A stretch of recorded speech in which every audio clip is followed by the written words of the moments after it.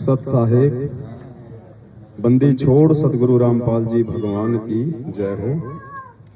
परमपिता परमात्मा सारी सृष्टि के रचनहार, कुल मालिक, असंख्य ब्रह्मांडों के स्वामी, जगत गुरु, तीनों लोकों में प्रवेश करके सबका भरण पोषण करने वाले परमपिता परमेश्वर सतगुरु रामपाल जी भगवान के चरण कमल में हम सभी सत्सेवक भाई बहनों का कोटि कोटि दंडवत प्रणाम। और वीडियो देख रहे सभी भाई बहनों को सत साहेब। किशनगढ़ साध संगति में परमपिता परमेश्वर जी के आशीर्वाद से हम लाइव हैं और रात का समय है। सतगुरुदेव जी को भोग लग चुका है, सभी भाई बहन भंडारा ले चुके हैं और अब रात्रि में 2-3 घंटे परमपिता परमेश्वर जी का गुणगान करेंगे। उनके द्वारा जो अनमोल सत्संग हमें दे दिए गए हैं उनको आधार बना के हम सतगुरु के प्रति अपने विश्वास को और ज्यादा दृढ़ करने का प्रयास करेंगे, एक दूसरे भाई बहन मिलके साध संगति के माध्यम से। क्योंकि सतगुरुदेव जी की स्वयं की अपनी वाणी है कि गुरु का वचन और साध की संगत अजर अमर घर पावे, कहे कबीर सुनो रे गोरख हम सबको तत्व लखावे। यानी गुरु वचन यानी गुरु जी का सत्संग, गुरु जी का ज्ञान, गुरु जी का उपदेश, उसके बाद साध की संगत, भाई बहनों की आपसी साध संगति, परमेश्वर के दिए हुए ज्ञान के ऊपर चर्चा करना, उसको कहते हैं साध संगति। तो परमात्मा कहते हैं इन दोनों से ही हम उस अजर अमर लोक को, सतलोक को प्राप्त कर सकते हैं। तो ये सौभाग्य इस पूरी पृथ्वी पर आज वर्तमान में 8.5 अरब की जनसंख्या में से मात्र 20 लाख भाई बहनों को ही प्राप्त है। और उससे भी बड़ा सौभाग्य हमारा है कि उन 20 लाख में से भी परमात्मा ने अपने सत्सेवक बच्चों को इन साध संगतियों के लिए निमित्त बनाया, जो साध संगति इस परमेश्वर के मिशन का एक मुख्य अंग है। तो इसके लिए हम सतगुरुदेव जी का कोटि कोटि दंडवत धन्यवाद करते हैं कि परमेश्वर ने कैसे हम तुच्छ बुद्धि जीवों पे ये विशेष मेहर बख्शी है। आज इसी साध संगति के तहत परमेश्वर जी का एक शब्द है जो भोग में आता है। आज लग्या साहिब को भोग दीन के टुकड़े पानी का, कोई जगह पुरबला भाग, सफल हुआ दिन जिंदगानी का। भाई और बहनों, परमेश्वर का कोई भी शब्द अनायास नहीं होता है। परमात्मा चाहे किसी को मजाक में कुछ कहे, परमात्मा चाहे सीरियस होके कुछ कहे, परमेश्वर के मुख कमल से निकला हुआ कोई भी शब्द व्यर्थ नहीं होता है, अनायास नहीं होता है। ये और बात है कि हम उन चीजों को समझ नहीं पाते हैं। तो परमपिता परमेश्वर ने दास को सद्बुद्धि दी और ये जो शब्द है आज लग्या साहिब को भोग, इसके ऊपर सतगुरुदेव जी के आशीर्वाद से आज हम साध संगति करेंगे। परमेश्वर कह रहे हैं आज लग्या साहिब को भोग दीन के टुकड़े पानी का। अब सबसे पहले हमने ये समझना कि साहिब क्या है, क्योंकि वर्तमान में बहुत सारे भगत भाई बहन जहां भी साहिब शब्द का प्रयोग होता है तो सीधा उनकी सुरती दाढ़ी मूछ वाली फोटो पे चले जाती है कि साहिब तो कबीर जी हैं। लेकिन ऐसा नहीं है। परमात्मा ने अपने एक और शब्द में, जिसे विनती का अंग कहते हैं, उसमें क्या कहा है, हम विनती करते जी गुरु जी थारे आगे साहिब थारे।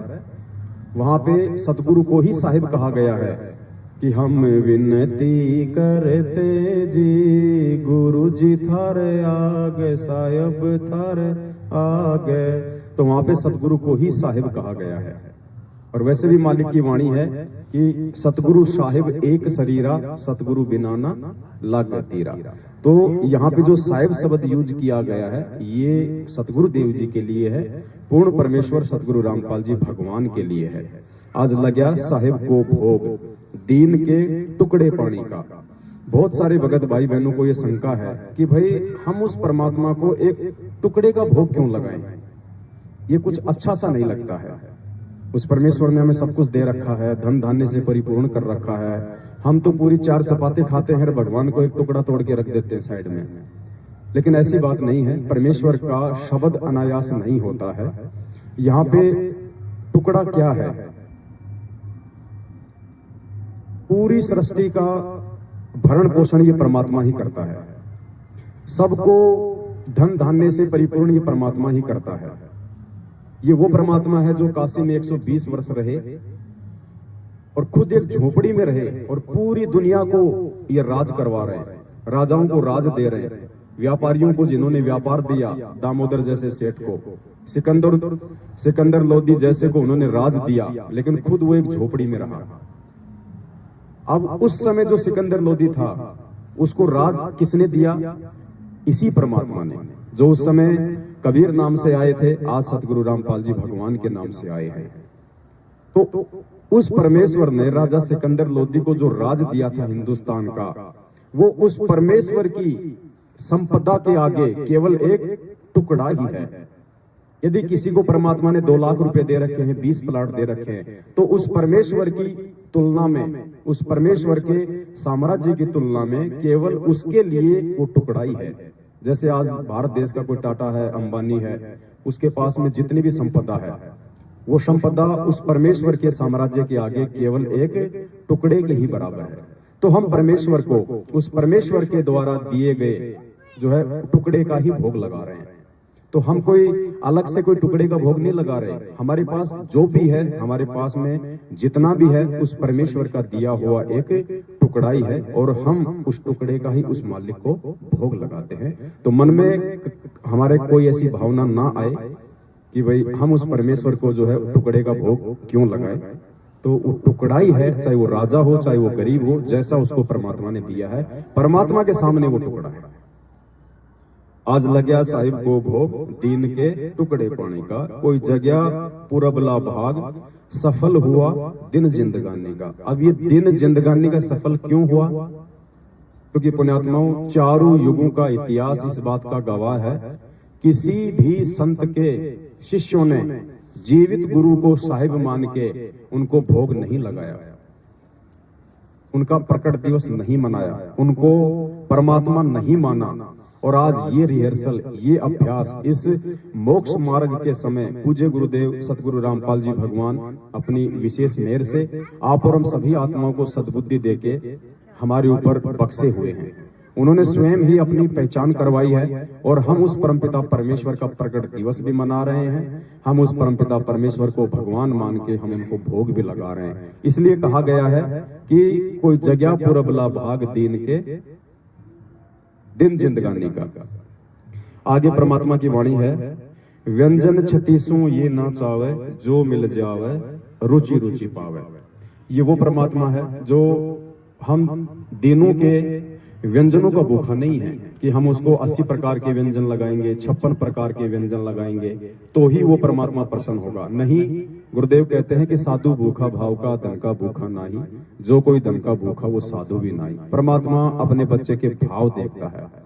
अगर उसके भाव समर्पण वाले हैं, यदि उसके भाव आधीनी वाले हैं, और यदि उस भगत के घर में सूखी रोटी है और यदि वो उसका भी एक भाव के साथ भोग लगाता है, तो परमात्मा उसको भी स्वीकार करता है। जैसे सुदामा जी भीख मांगते थे और बड़ी मुश्किल से वो अपने बाल बच्चों का जो है वो पेट पालते थे, और जो भी उनको भीख में मिलता था सबसे पहले वो श्री कृष्ण जी को भगवान मान के भोग लगाते थे।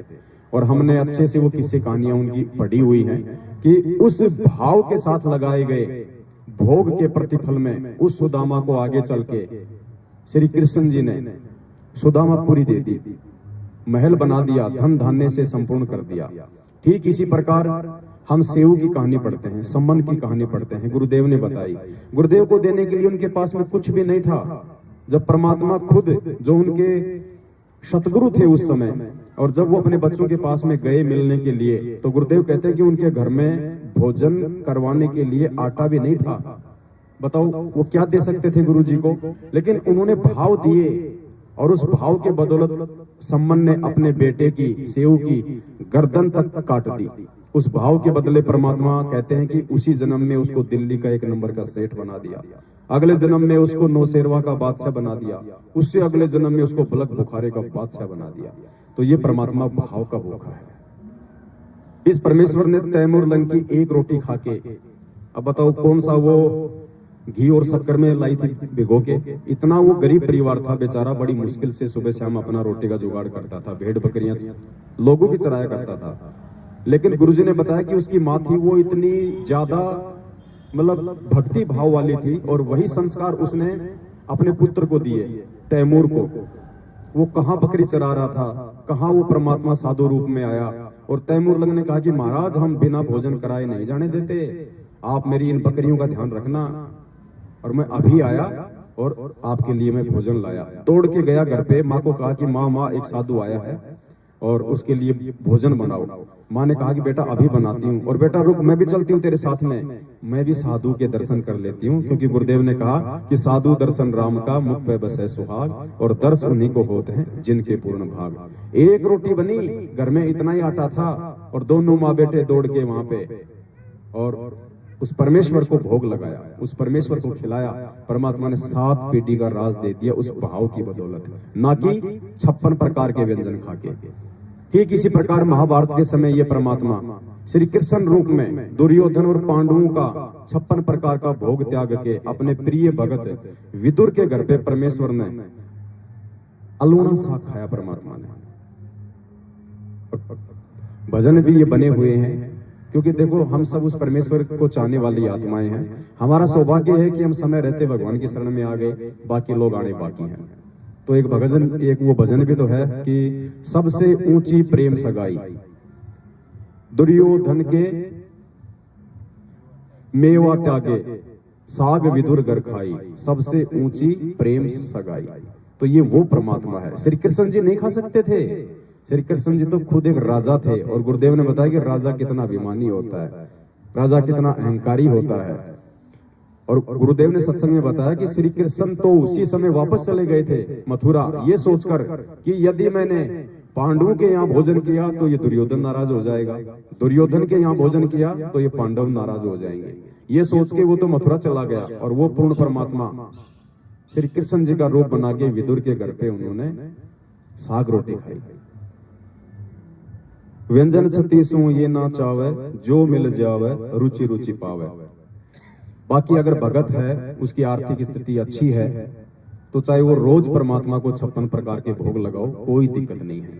परमेश्वर केवल भाव का भूखा है। वो भाई अपने मन में बिल्कुल भी ये विचार ना लाएं कि मैं तो गरीब हूँ, मेरी आर्थिक स्थिति अच्छी नहीं है, मैं अगर परमात्मा को रोज हलवा नहीं लगाऊंगा या परमात्मा को सेब संतरे का भोग नहीं लगाऊंगा, जैसा कि हम वीडियो में देखते हैं, तो पुण्यात्माओं ये वो परमात्मा है, ये सिर्फ भाव का भूखा है। बाकी जिसकी आर्थिक स्थिति है उस अनुसार वो परमेश्वर को भोग लगाओ, कोई दिक्कत नहीं है। बस अपनी भाव और श्रद्धा इस परमेश्वर के चरण कमलों में रखनी है।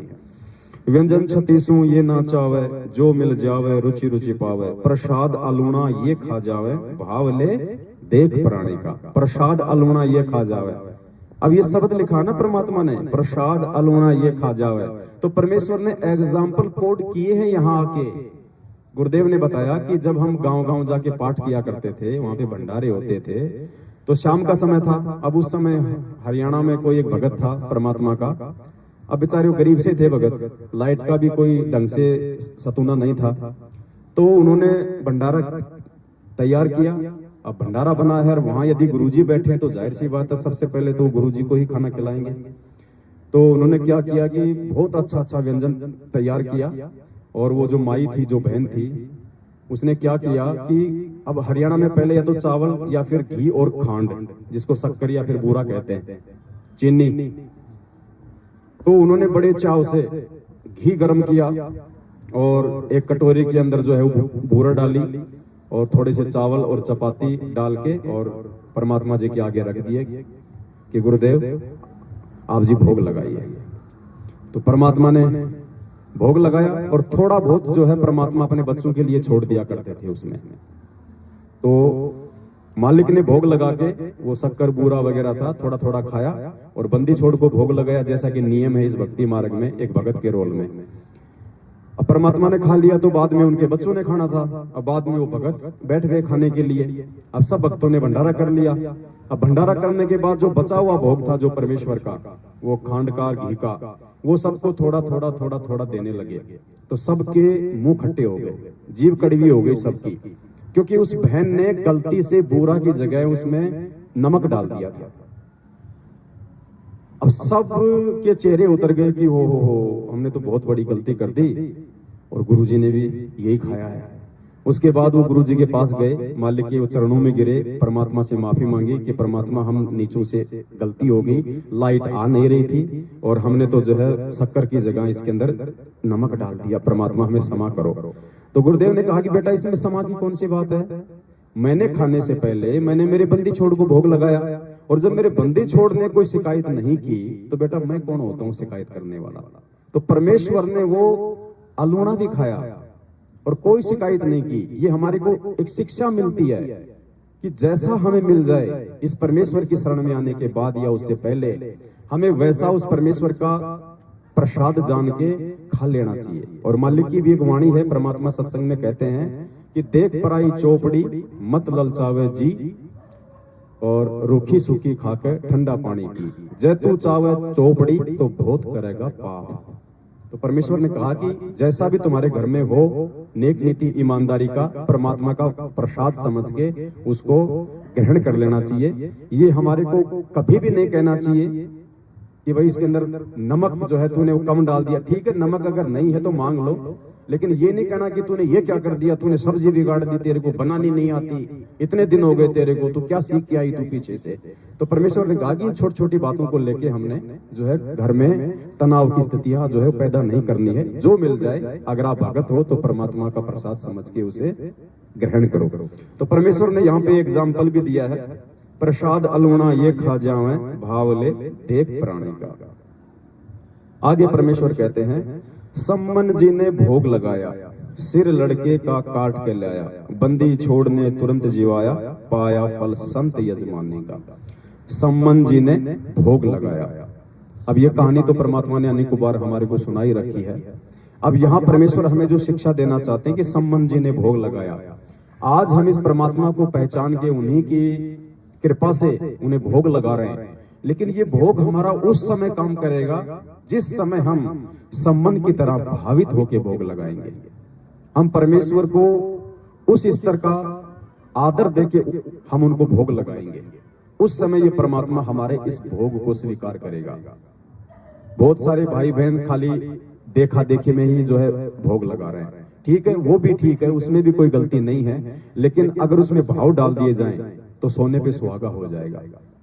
तो परमात्मा ने बताया कि जब परमात्मा शेख फरीद और कमाल के साथ में अपने भगत सम्मन के वहां गए और जो भी वहां पे घटना जो घटी, तो परमात्मा ने कहा कि सम्मन के द्वारा सेऊ की शीश काटना उसके भाग्य में नहीं लिखा था, उसका ऐसा कोई प्रारब्ध नहीं था, कोई लिखा हुआ नहीं था कि भाई उसका शीश काटा जाएगा। उस घटना को खुद बंदी छोड़ ने ही अंजाम दिया। क्यों दिया? गुरुदेव ने कहा कि कमाल की आंख खोलने के लिए। जब क्योंकि कमाल को बहुत ज्यादा अहंकार हो गया था, आश्रम में वो गुरुजी के सबसे ज्यादा नजदीक रहा करता था और मालिक तो अंतर्यामी होते थे। तो जिस समय परमात्मा ने कहा कि भाई मैं अपने एक भगत के घर पे जा रहा हूं सम्मन के, और मेरे को हो सकता भाई 2-3 दिन लग जाएं, तो कमाल ने कहा कि गुरुजी मुझे तो आपके साथ चलना ही पड़ेगा, अगर मैं आपके साथ नहीं चलूंगा तो आपकी सेवा कौन करेगा, आपका कौन ध्यान रखेगा गुरुजी। तो परमात्मा को तो मालूम था कि भैया अभिमानी है और उसका अभिमान तोड़ने के लिए ही जो है परमात्मा ने वो लीला रची थी। बोले भाई चल कोई बात नहीं। साथ में शेख फरीद जी थे, बोले गुरुजी मैं भी चलूंगा, बोले भाई तू भी चल। तो तीनों जो है अपने भगत के घर पे चल दिए। अब गुरुदेव ने वहां जो लीला की उसके बारे में परमात्मा ने फिर अपने सत्संग में संकेत किया कि सम्मन के द्वारा सेऊ का शीश काटना उनके भाग्य में नहीं था, कोई लिखा हुआ नहीं था कि ऐसा होना है, नहीं, परमात्मा ने जानबूझ के उस घटना को अंजाम दिया। उस कमाल का भ्रम तोड़ने के लिए, शेख फरीद को ये विश्वास देने के लिए कि यही अल्लाह है, और सेऊ सम्मन की उस घटना के माध्यम से आज आप और हमारे भावों को दृढ़ता देने के लिए कि यदि हमने उस परमेश्वर को परमेश्वर मान लिया है और यदि हम उनको भोग लगा रहे हैं तो हमने उस भाव के साथ भोग लगाने पड़ेंगे। दिखावे का भोग बिल्कुल नहीं चलेगा। ये छोटा सा एक सत्संग दिया है परमात्मा ने, क्योंकि मालिक के वाणियों के साथ हम आगे बढ़ेंगे तो हमें और ज्यादा विश्वास होगा।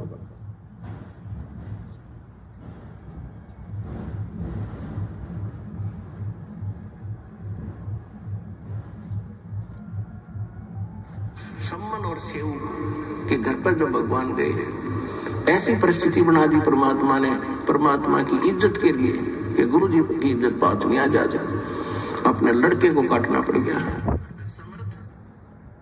क्या कह रहे हैं गुरु जी कि परमात्मा ने ऐसी परिस्थिति बना दी, इस संबंध को अपने बेटे का शीश काटना पड़ गया। परिस्थिति बना दी थी, नहीं परिस्थिति, परमात्मा ने जानबूझ के उस घटना को अंजाम दिया आज आप और हमारे लिए।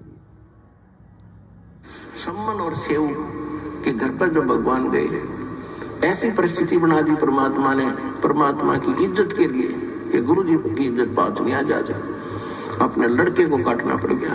और फिर समर्थ शीश लेता है, ये शीश दिया करता है, एक्सटेंड करता है, तो सम्मन के पुत्र सेव को भी जीवित कर दिया और उनको मोक्ष दिया।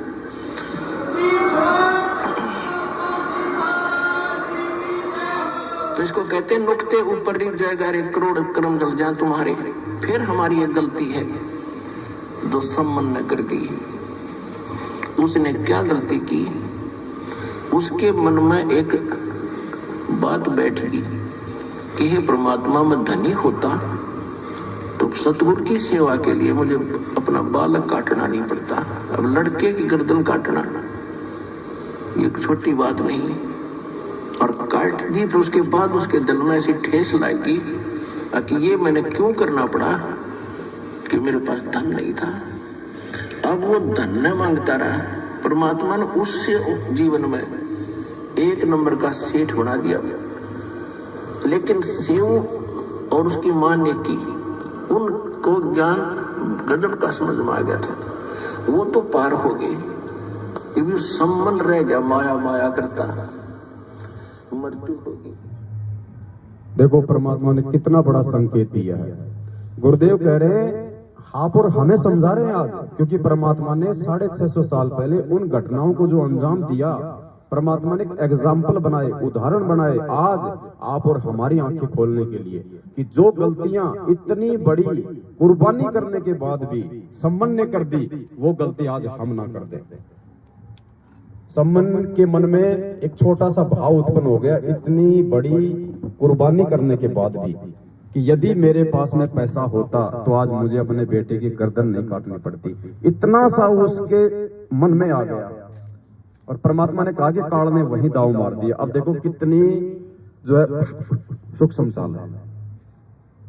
गुरु जी के प्रति कोई दोष नहीं आया, गुरु जी के प्रति उसने कोई शब्द नहीं निकाला, सिर्फ एक सोच के कारण कि यदि मेरे पास में पैसा होता, और मालिक कहते हैं जहां आशा तहां वासा होई, मन कर्म वचन सुमरियो, तो उस आधार से परमात्मा ने उसको मायाधारी बनाना ही पड़ा, क्योंकि ये मालिक का ये विधान है। धर्म तो 10 के नहीं 10 के तीनों लोग। और उसको उसी जन्म में एक नंबर का सेठ बनाया, अगले जन्म में 9 शेरवा का बादशाह बनाया और फिर बलक बुखारे का बादशाह। गुरुदेव कहते हैं जब वो अपनी सवारी के साथ राजमहल से बाहर निकलता था तो देवताओं का राजा इंद्र भी उसकी सवारी और शानो शौकत को देख के नीची गर्दन कर लेता था कि इतने ठाट बाट तो मेरे भी नहीं है जो बलक बुखारे के बादशाह के हैं। और फिर वो रात छुड़वा के भी परमात्मा ने उस आत्मा को अपनी जो है उस शरण में लिया।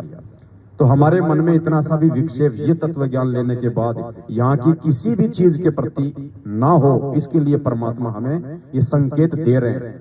और आज भी गुरु जी कह रहे हैं कि रह रह के परमात्मा तुम्हारी परीक्षा लेगा कि यहाँ किसी चीज में तुम्हारी आसक्ति तो नहीं है, कार में, कोठी में, बंगले में, बेटा में, बेटी में। परमात्मा हमारी परीक्षा लेगा क्योंकि जब तक हम इस शरीर में हैं तब तक यहाँ हमारी रिहर्सल चलेगी। और परमेश्वर ने कितने प्यारे ढंग से हमें समझाया है।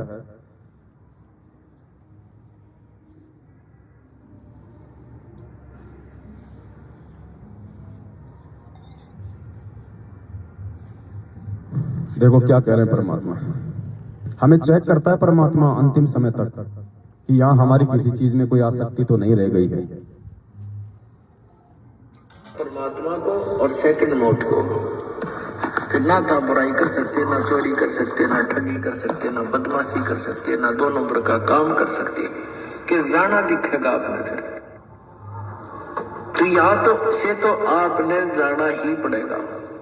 और यदि आपकी श्रद्धा सच्ची लो, उस सतलोक में जान की लगी इस ज्ञान के आधार से आपकी आस्था या किसी परिवार जन में या किसी धर्म में नहीं रहनी चाहिए।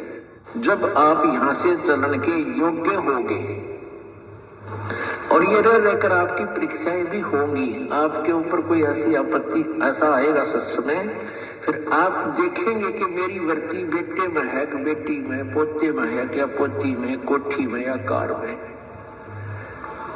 आप जी ने अपने उस जाल को स्वयं काटने की चेष्टा करनी है कि तो जुल्म हो गया, मेरा तो इसमें आस्था है। और यहाँ आस्था आशा रही तो वापस जन्म होगा, जहां आशा ता बासा होई और मन कर्म वचन सुमरियो सोई। आपकी यहाँ किसी भी चीज में आशा रहेगी, आस्था रहेगी, तो वापस आप जी को आना पड़ेगा। इसी यहीं पर मनमाने यहाँ पर बैल बनकर आ जाए और यहाँ आशा नहीं रही तो फिर हमने आशा कब ना रहेगी। ये ज्ञान आधार बनाओगे, भक्ति घनी करोगे, दान धर्म खूब करोगे, उस भक्ति की शक्ति से भी आपके कुछ बंधन ऑटोमेटिकली कट जाएंगे। इतना दबाव बनेगा उसका, आपके मन में वो आना नहीं देगा और परमात्मा कोई ऐसी व्यवस्था आपकी बना देगा। और जो भक्ति नहीं करते तो फिर हमने यहाँ से तो जाना ही जाना है भक्ति की। तो परमेश्वर हमारे को जागरूक करते हुए कितने प्यार से समझा रहे हैं कि रह रह के परमात्मा यहाँ पे हमें चेक करेगा कि हमारी वृत्ति, हमारी आस्था, बेटा बेटी, कार कोठी कहीं रह तो नहीं गई है। और भी बहुत सारे सत्संग हैं परमात्मा के।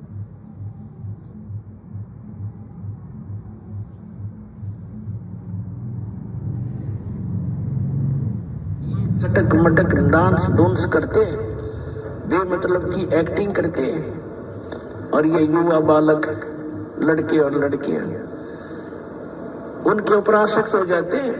ये मेरा फेवरेट हीरो है, ये मेरी फेवरेट हीरोइन है, और लेना एक ने देने दो, बेमतलब बकवाद करनी, खक है तुम्हारा, तुम्हें निकट भी नहीं जा सकते उनके। और यहाँ कोई हिसार या बरवाला के अंदर कोई आ जाए उनमें से ये चटक मटक करने वाले हीरोइन, देखो इन युवा बच्चों की वहां जम घट जुड़ जाएगा, और वो कम से कम भी 200 फुट दूरी पर स्टेज पर खड़े होंगे और वहां से चटक मटक कर रहे होंगे और ये बड़े खुश हो रहे होंगे। बता, सारे दिन धूल फांक कर उल्टे आ जाए, खाक मिले उनसे उनको, वो अपनी रोजी रोटी के लिए प्रसिद्धि पा रहे हैं और ये बच्चे उसके ऊपर आसक्त हो रहे हैं। तो ये बीमारी हमारे वहां लगी थी, ये दोष हमारी आत्मा में वहां से घर किया हुआ है। और जैसे कितने ही अच्छे भाई बहन हैं, कितने उनमें प्यार है, और कुछ दिनों के बाद विवाह होगा, विवाह होते ही अलग होना कंपलसरी है उन्हें। मुरोड़ी कुछ भी लगा उनके मन में, अलग जरूर होंगे, रह ही नहीं सकते। तो ये भी वहां से लगी थी। न सोचेंगे अलग होकर मैं यूं बनाऊंगा अपने बच्चा, न बढ़िया खुआऊंगा, बढ़िया कोठी बनाऊंगा, न्यारा रहूंगा। वो तो होना जाना वही है जो आपको मिला, लेकिन दुर्बुद्धि हमारे अंदर घर कर चुकी है, ये अपना प्रभाव दिखाती ही रहेगी।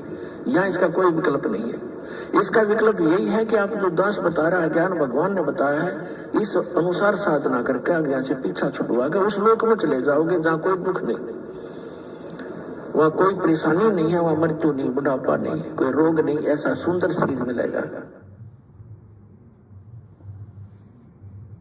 परमात्मा कह रहे हैं कि यहाँ पे हमने आपस में भी जैसे कोई भाई बंटवारा होता है, या जैसे बाप की कोई जागीर है उसमें से बंटवारा होता है, तो परमात्मा कहते हैं कि हमने जबरदस्ती वहां भी नहीं करनी है। जो हमें दिया जाए सहर्ष हमारे को स्वीकार होना चाहिए। ये भी मन में भाव नहीं आना चाहिए कि छोटे को इतना दे दिया, मेरे को इतना क्यों दिया, उसको छोटा मकान, मेरे को जो है छोटा मकान दे दिया, उसको बड़े वाला क्यों दे दिया, उसको जमीन ज्यादा क्यों दे दी। परमात्मा कहते हैं ये भी तुम्हारी आसक्ति का कारण बन जाएगा। जो तुम्हें दे दिया जाए सहर्ष स्वीकार, वरना अपने भगवान के भरोसे रहना। क्योंकि खुद वो परमात्मा काशी में एक झोपड़ी में 120 साल तक रह के गया था। वो चाहता था अपने लिए महल भी बना सकता था जिसने राजाओं को राज दिया, लेकिन हमारे को एक शिक्षा देने के लिए परमात्मा ने वो लीला की। तो हर कदम पे हमने बहुत ही सोच समझ के और ज्ञान आधार से इस मार्ग पे आगे बढ़ना है, ऐसा गुरुदेव बता रहे हैं।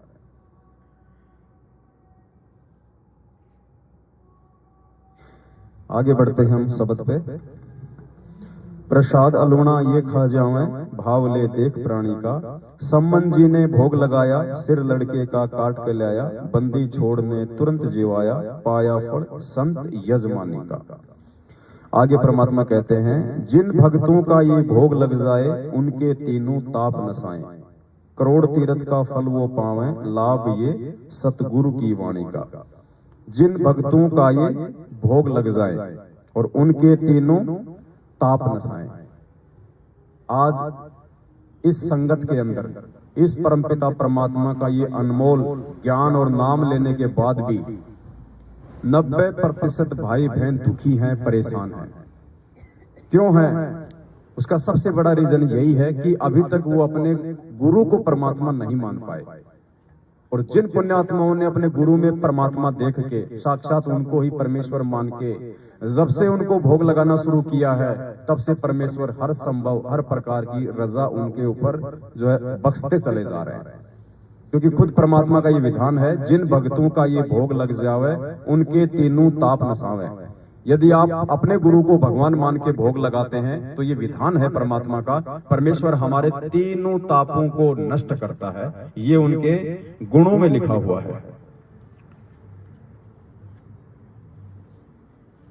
आगे परमेश्वर कहते हैं, करोड़ तीर्थ का फल वो पावे, लाभ ये संतों की वाणी का। यानी जो लाभ हमारे को बद्रीनाथ, केदारनाथ, मगहर, काशी, छुडानी, दुनिया भर के जितने भी जो तीर्थ हैं, वहां पे भरमने भटकने, दान धर्म चढ़ावा चढ़ाने से नहीं मिल सकता, वो लाभ उससे भी असंख्य गुना लाभ वो परमात्मा हमें घर बैठे दे देगा, यदि हम उसको परमेश्वर के रूप में स्वीकार करें और उनको भोग लगाएं तो। ये विधान है परमात्मा का। लाभ ये सतगुरु की वाणी का। आगे परमात्मा कहते हैं, संतों की वाणी है अनमोल, इसे ना समझ सके अनभोल। साहिब ने भेद दिया सब खोल, अपनी सतलोक राजधानी का। संतों की वाणी है अनमोल, इसे ना समझ सके अनभोल। एक सत्संग में परमात्मा ने बताया, आदरणीय गरीबदास जी महाराज जी का हवाला देते हुए, कि बंदी छोड़ की जो वाणियां हैं वो सामान्य नहीं है, जैसा हम उनको समझते हैं वैसी नहीं है। गीता जी के श्लोकों से भी ज्यादा गूढ़ है, रहस्य युक्त हैं। और परमात्मा ने कहा कि सब सुमरे अपने अनुमाना, तो गति लखी न जाए। कहे कबीर कृपया कर जन पर, जो की तो समझाए। इस परमेश्वर की वाणियों को केवल वही आत्मा समझ सकती है जिस पे परमात्मा अपनी विशेष रजा बख्शता है। तो ये सत्संग आप सुनेंगे पूज्य गुरुदेव जी का, छोटा सा 30 सेकंड का है, तो हमें समझ में आएगा कि वास्तव में इस परमेश्वर की वाणियां हमें क्यों नहीं समझ में आती हैं।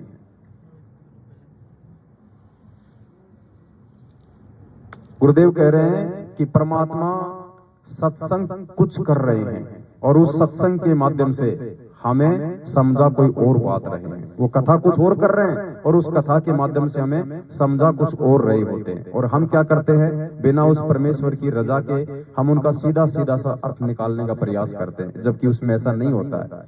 परमेश्वर की हर एक वाणी रहस्य युक्त है, वरना गरीबदास जी महाराज जी के ग्रंथ साहिब को 350 साल हो गए, आज तक कोई नहीं खोल पाया। सबके पास में रखा हुआ है, जो हरियाणा के हैं, जो ज्यादातर संत हैं, लेकिन कोई भी उनकी वाणियों को नहीं खोल पाया, क्योंकि वो कोड वर्ड में थी। उसको वही खोल सकता है जिसने वो लिखा है। तो आज पूज्य गुरुदेव जी ने आके उस ग्रंथ को खोला है और परमात्मा ने बताया कि वो ग्रंथ जो है गरीबदास जी महाराज जी का, जिसमें 24,000 वाणियां हैं, उसमें पूरे विश्व की भाषाओं का समावेश है। और पूरे विश्व में तकरीबन 2700 से ज्यादा भाषा है, 2700 से ज्यादा भाषा। अब बताओ कौन खोल सकता है उसको? परमात्मा ही खोल सकता है। तो परमात्मा कहते हैं कि ये जो सत्संग है, ये जो कथाएं हैं परमात्मा की, ये सामान्य नहीं है, इन कथाओं का एक रहस्य है। वो रहस्य छुपा हुआ है जो कि आम भक्त आम संत के बस की बात नहीं कि इसमें से वो रहस्य को निकाल सके।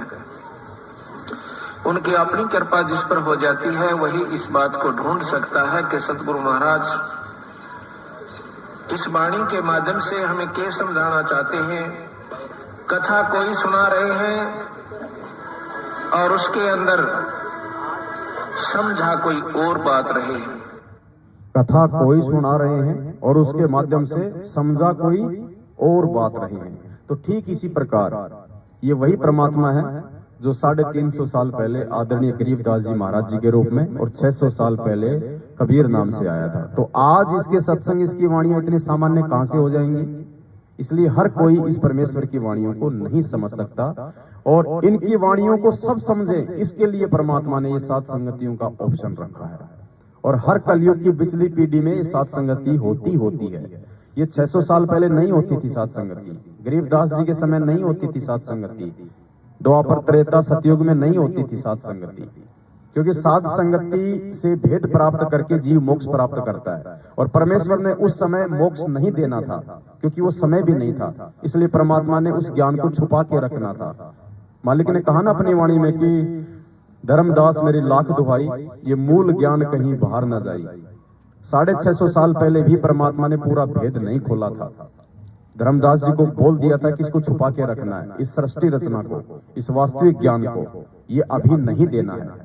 आज परमात्मा ने वो पूरा का पूरा रहस्य आके खोला है। और वाणी क्या कह रही है? संतों की वाणी है अनमोल, इसे ना समझ सके अणभोल, साहिब ने भेद दिया सब खोल, अपनी सतलोक राजधानी का।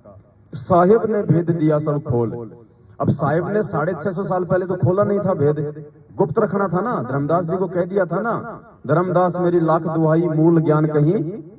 तो इससे साबित होता है कि 650 साल पहले परमात्मा ने पूरा भेद नहीं खोला था। तो ये जो साहिब शब्द यूज किया गया है कि साहिब ने भेद दिया सब खोल, अपनी सतलोक राजधानी का, तो आज खोला है ना भेद। और वो किसने खोला है? साहिब ने भेद दिया सब खोल। तो साहिब कौन हुए? आज भेद खोलने वाले कौन है? संत रामपाल जी भगवान। तो साहिब कौन है? कबीर परमात्मा कौन है? संत रामपाल जी भगवान। तो इस प्रकार से हमने इन वाणियों को आधार बना के अपने पूज्य गुरुदेव जी की, जो कि एक आम व्यक्ति की भूमिका में हमारे बीच है, हमने उनको पहचानना है। गीता का ज्ञान देते समय काल भगवान ने अर्जुन से कहा था कि अर्जुन, यदि तुझे पूर्ण मोक्ष चाहिए तो किसी तत्वदर्शी संत की शरण में जा, वो जैसा कहे वैसा कर, फिर तेरा मोक्ष होगा। तो अर्जुन ने कहा कि भगवान, मैं उसकी पहचान कैसे करूंगा? उसकी पहचान क्या होगी तत्वदर्शी संत की? तो काल ब्रह्म ने कहा कि अर्जुन, उसकी पहचान भाई आडंबर से नहीं होगी। जैसे बहुत बड़ी जटा रखा लेते हैं, सिर मुंडवा लेते हैं, रुद्राक्ष की माला, कंठी माला, पहनावा, भगवा। तो काल ब्रह्म ने कहा कि उसकी पहचान भाई आडंबर से नहीं हो सकती, दिखावे से नहीं होगी। उसकी पहचान उसके ज्ञान से होगी।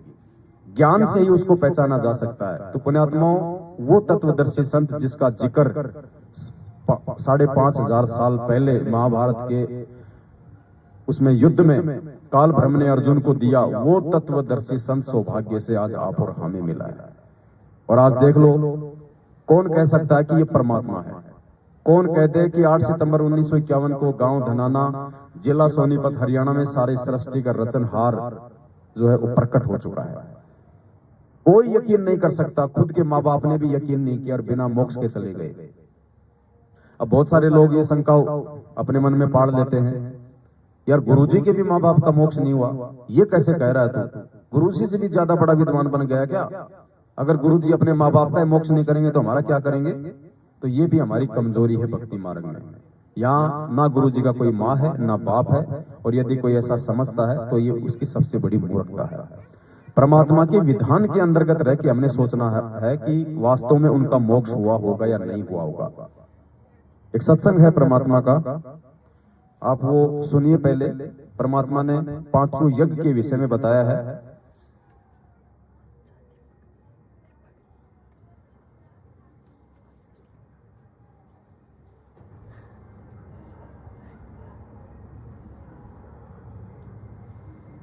ध्यान से सुनना। पुण्यात्माओं, देखो परमात्मा की रजा आपके ऊपर कैसी है। थोड़ी सी गर्मी होती है, परमात्मा बच्चा अपनी प्यारी आत्माओं के अमृत बरसा देते हैं, ठंड सी कर देते हैं कि ताकि ये बच्चे परमात्मा की मेरी महिमा को सुन लें। यदि आछी ठंड कर दी तो तुम सारे लटके लेने लग जाओगे, मैं बड़े बैठे बैठे सोओगे।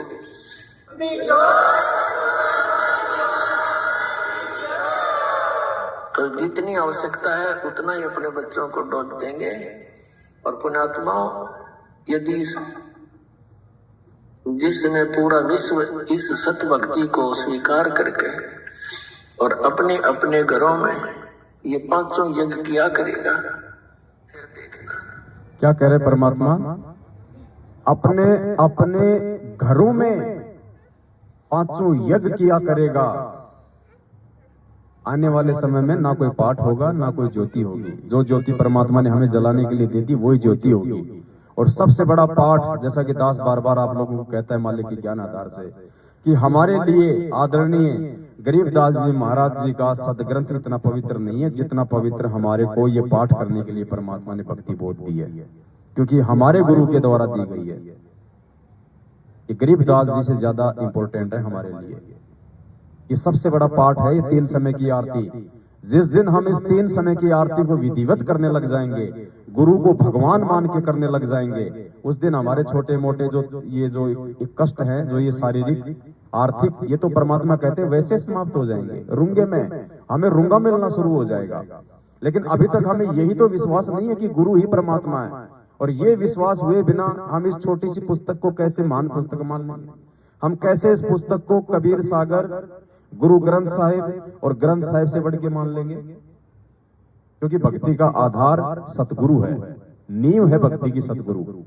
और जिसने सतगुरु की पहचान कर ली, फिर उसकी, परमात्मा कहते हैं ना कि वो मालिक की वाणी है, मुश्किल चढ़ना 10वें दर पे, मुश्किल चढ़ना 10वें दर पे, बंदी छोड़ पहुंचा दे सुन शिखर।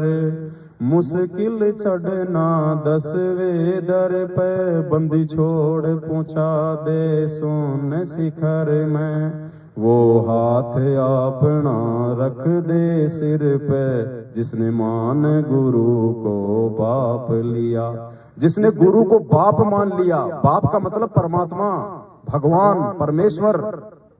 जिसने गुरु को बाप मान लिया, परमात्मा मान लिया, उसके बाद परमात्मा कहते मालिक उसके सारे रास्ते खोल देता है। और जिस दिन हम इस गुरु को बाप मान लेंगे, उस दिन ये पुस्तक ऑटोमेटिक हमारे को पवित्र लगने लगेगी। और जब हम इस पुस्तक में लिखी गई 3 समय की आरती और भोग की आरती को विधिवत करेंगे, जैसा कि परमात्मा ने अब आप और हम सभी सत्सेवकों पे मेहर बख्शी है, सद्बुद्धि देके हमसे यथार्थ भक्ति विधि करवाने लगे हैं। अब ये जग जाहिर सी बात है, नाम दीक्षा लेने के बाद हम जैसे भी टूटी फूटी भक्ति करते थे, देखा देखी में या जैसी भी हमारी समझ थी उस समय में, और जब से परमात्मा ने सद्बुद्धि बख्शी है, अब पिछले कुछ समय से हम जो खड़े होकर आरती करते हैं, सम्मान के साथ आरती करते हैं, अपने हाथ में भक्ति बोध लेके आरती करते हैं, अपनी खुद की वाणी में आरती करते हैं, क्या हमें उस पहले वाले समय से सैकड़ों गुना ज्यादा आनंद नहीं आता? क्या हमारा विश्वास पहले से ज्यादा दृढ़ होता नहीं जा रहा? पहले हम ऑडियो वीडियो में आरती लगा के बाथरूम में चले जाते थे, अपने छोटे मोटे काम कर लेते थे। आज आपकी आत्मा स्वीकार नहीं करेगी बीच में आरती छोड़ के कोई दूसरा काम करने की। तो ये प्रभाव है, ये ठीक का समय है। और परमात्मा अपनी पहचान भी करवा रहे हैं, और जब हमें पहचान होती जा रही है, उसी आधार से फिर हम अपनी भक्ति विधि को भी ठीक करते जा रहे हैं। वरना हमारे 90% भाई बहन आज भी देखो लगा के आरती, कोई अपना क्या कर रहा है, कोई चाय पी रहा है, कोई बिस्किट खा रहा है, कोई घूम रहा है, कोई आपस की जो है वो बातें कर रहे हैं, और उनका परिणाम भी सबके सामने है। एक समय परमात्मा ने तो नहीं बताया, भक्तों की आपस में बातचीत हो रही थी, तो एक भक्त ने कहा कि भगत जी चमत्कार हो गया। बोले क्या चमत्कार हो गया भाई? बोले आज मैं यूं नीचा होके और ओद में से पानी की बाल्टी निकाल रहा था, मेरी ऊपर वाली जेब में मेरा मोबाइल था, उसमें नित्यनियम चल रहा था, और वो ओद में गिर गया। और भगत जी मुश्किल से मैंने 10 मिनट के बाद मोबाइल निकाला और मैंने देखा कि आरती चल रही थी। चमत्कार हो गया भगत जी। तो वो कोई समझदार था, कोई साथ संगति से जुड़ा हुआ था, उसने कहा अरे खाक चमत्कार हो गया। आरती कौन कर रहा था? बोले मोबाइल। तो परमात्मा ने बचाया किसको? मोबाइल को। तू 5 मिनट ओद के अंदर मेरे को नीचे डूब के दिखा दे, और फिर तू मेरे को जिंदा निकल के दिखा। अरे नालायक, जो आरती करेगा परमात्मा की, उस पे परमात्मा दया बख्शेगा। आरती मोबाइल कर रहा था, तो मोबाइल को तो बचाना है परमात्मा ने। ये तो तेरे को परमात्मा ने एक संकेत दिए, एक शिक्षा दी है कि नालायक, जब मैं एक निर्जीव वस्तु की जब मैं टेक केयर कर सकता हूं, तो तू जिस दिन मेरी भक्ति पे लग जाएगा तो क्या मैं तेरे काम नहीं सारूंगा। और मालिक की अपनी एक वाणी भी तो है ना कि ऐसी कुछ वाणी है परमात्मा की कि रक्षा हो जल थल की। किसी को याद है वाणी? रक्षा हो जल थल की, ऐसी एक वाणी है परमात्मा की। रक्षा हो जल थल की, ये तो यही सबसे बड़ी हमारी कमजोरी भगत जी। अगर हम शुरू से ही अगर हम इस परमेश्वर के शब्दों को, आरतियों को यदि अपने मुख से गाया अगर हम गाते ना, आज हमें सारी वाणियां हमें आज हमारे को याद होती। हमने केवल उनको सुना है, हमने आरतियां हमने की नहीं है, शब्द हमने गाए नहीं है। गुरुजी ने गाए, गुरुजी ने आरतियां करी आज तक, तो हमें याद कहां से होंगी? इसलिए हमें आज याद नहीं आ रहे। अब हम जब उस रिहर्सल में जाएंगे तो परमात्मा हम पे जो है दया बख्शेंगे। मालिक की ऐसी वाणी की रक्षा हो जल थल की।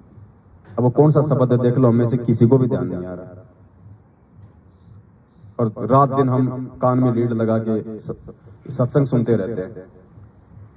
ओ रक्षा जल थल की, ऐसी कुछ शब्द है परमात्मा का।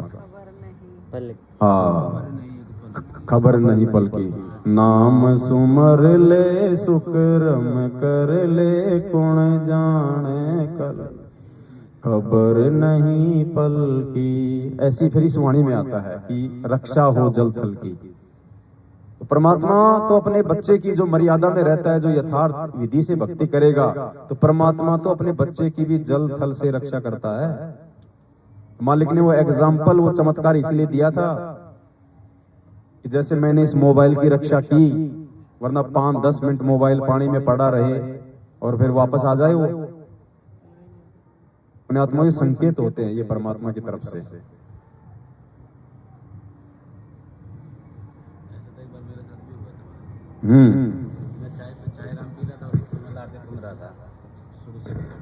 ऐसा दास चाय होटल में पी रहा था।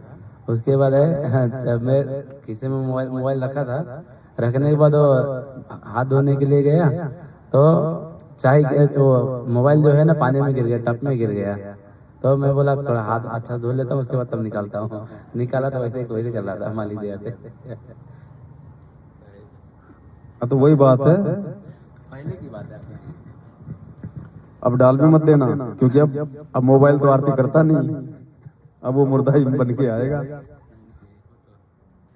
आगे परमात्मा कहते हैं, बलि राजा ने धर्म किया था, हरि ने आके दान लिया था, पाताल लोक का राज दिया था, ऊंचा है दर्जा दानी का। तो स्वाभाविक सी वाणी है। ऐसा दास को, वैसे तो मालिक के हर एक शब्द में गहरा रहस्य है, लेकिन यहाँ परमात्मा की तरफ से कोई प्रेरणा ऐसी है नहीं कि इस वाणी के माध्यम से हमें कुछ विशेष तौर से समझाया जाए। धर्मदास ने यज्ञ रचाई, बिन दर्शन नहीं जीव गुसाई, दर्शन देकर प्यास बुझाई, भाव लिया देख कुर्बानी का। धर्मदास ने यज्ञ रचाई। अब ये धर्मदास जी वाली जो ये कथा है, हाँ सॉरी हम वो भूल गए थे मुद्दा। तो यहाँ परमात्मा क्या संकेत कर रहे हैं पांचों यज्ञ के विषय में, कि जिस दिन इस ज्ञान को समझ के अपने अपने घरों में ये पांचों यज्ञ शुरू हो जाएंगे, उसके बाद क्या होगा? उसके बाद वो होगा जो सतयुग में हुआ करता था। सतयुग में क्या हुआ करता था, सुनिए। सतयुग में ऐसा होता था, इतने पुण्यकर्मी प्राणी होते थे, यदि कोई 10 व्यक्ति बैठकर और चर्चा कर देते थे कि भगवान वर्षा नहीं हुई, आपके बच्चे दुखी हो गए, उसी समय परमात्मा वर्षा कर देते थे। यानी कोई अभाव सतयुग में नहीं होता था। पिता से पहले पुत्र नहीं मरता था, स्त्री विधवा नहीं होती थी।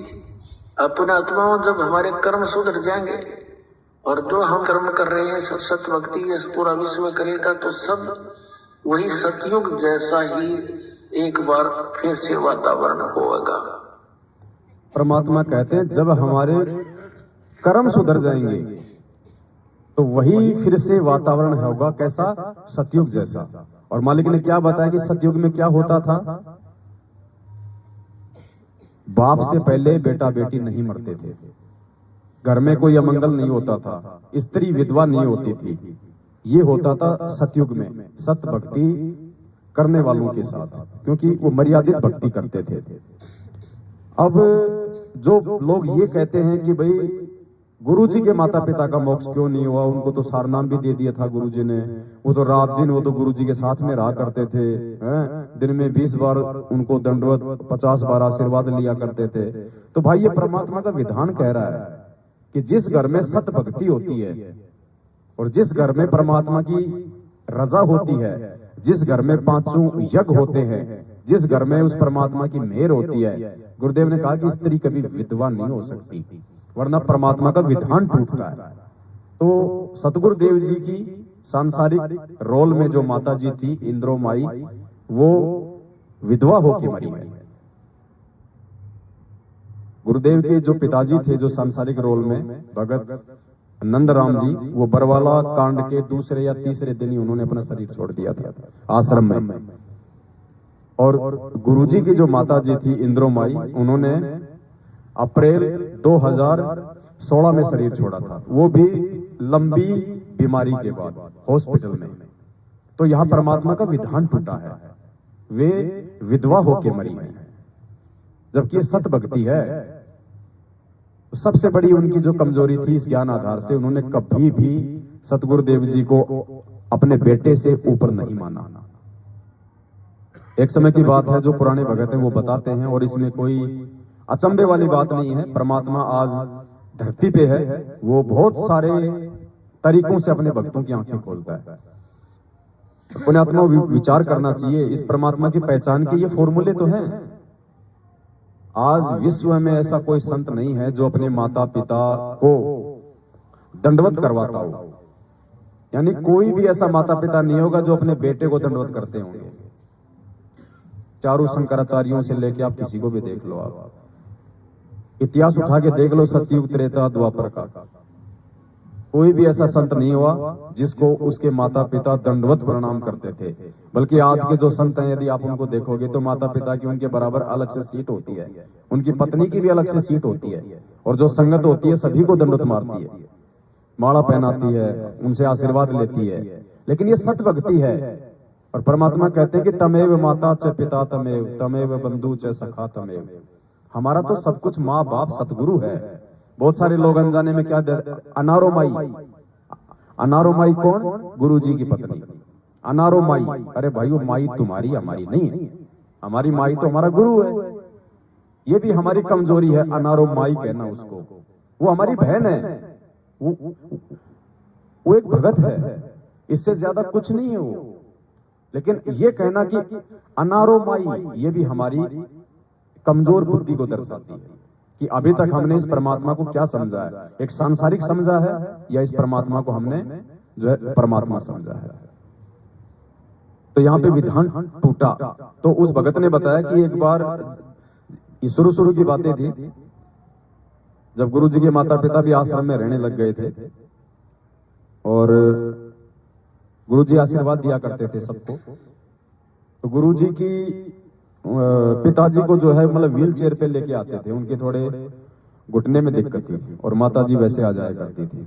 तो दोनों साथ में थे, और जब गुरुजी सबको आशीर्वाद देते, क्योंकि ये परमात्मा है, ये सबको वेदों में लिखा ना कि सदगुरु के 4 लक्षण होते हैं, जिनमें एक लक्षण है कि वो समदृष्टि होगा, वो सबको समान दृष्टि से लेगा, अपने रिश्तेदारों को, माँ को, बाप को, बेटा बेटी, रिश्तेदार, नेता फकीर गरीब, सबको समान दृष्टि से लेता है। तो आम भक्तों की लाइन में भी माता पिता उनकी लाइन में लगे हुए थे, और जैसे गुरुजी आशीर्वाद देते आए, और जैसे ही गुरुजी के पिताजी को, गुरुजी अपने सांसारिक पिताजी को आशीर्वाद उनके सर पे देने लगे, तो वो पीछे हट गए। भक्तों ने बताया वो पीछे हट गए। तो गुरुजी ने कहा भाई क्यों? बोले तू तो मारो बेटो है। बोले मारो बेटो है, माना आशीर्वाद। तो परमात्मा ने अपना वो डबल रोल दिखाया जो काशी में दिखाया था रामानंद जी को। 2 साल का बच्चा वहां पे खाट पे सोया हुआ था, 5 साल का सामने खड़ा था। रामानंद जी एक बार तो उधर देख रहे, एक बार यहाँ देख रहे।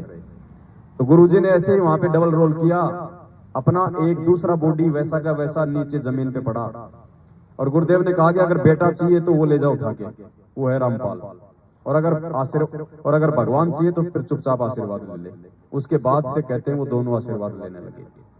परमेश्वर ने वो दर्शाव केवल उन्हीं को दिया, जैसे जब खूनी हाथी के आगे परमात्मा को 650 साल पहले सिकंदर लोदी के दरबार में डाला गया, तो सिंह रूप परमात्मा ने किसको दिखाया? पहलवान को और हाथी को। और विराट रूप किसको दिखाया? सिकंदर लोदी को। तभी तो चरणों में आके गिरा था कि तू तो अल्लाह की जात है, दुनिया वालों ये तो अल्लाह की जात है। और आधे घंटे बाद फिर लाओ उसको पकड़ गए। तो ये ज्ञान की कमी थी उस समय। उसके बाद से वो दंडवत करने लगे, लेकिन वो दंडवत करना खाली वो चमत्कार को देख के, ज्ञान से दंडवत नहीं किया, जिस कारण से परमात्मा का विधान टूटा। और गुरुजी की माताजी जो है वो जो मतलब विधवा रूप में उन्होंने अपना शरीर छोड़ा, जो परमात्मा की भक्ति विधान में नहीं है, इसलिए उनका मोक्ष नहीं। धर्मदास ने यज्ञ रचाई, बिन दर्शन नहीं, बिन दर्शन ना जीवों गोसाई, दर्शन देकर प्यास बुझाई, भाव लिया देख कुर्बानी का। धर्मदास जी के माध्यम से, अच्छा किसी को नींद आ रही हो तो अभी सोना मत, लास्ट की जो वाणियां हैं उनमें बहुत गहरा रहस्य है, आंखें फटी रह जाएंगी।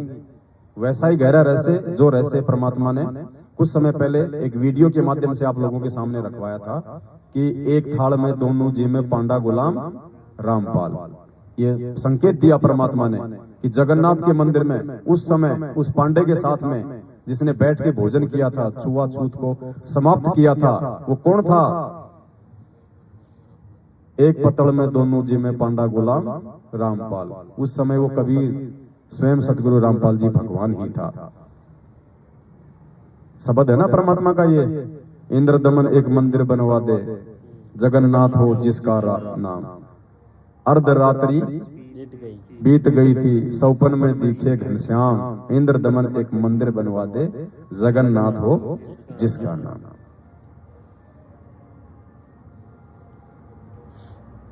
तो धर्मदास जी के माध्यम से परमात्मा ने कितना बड़ा संकेत दिया धार्मिक भंडारों को लेके।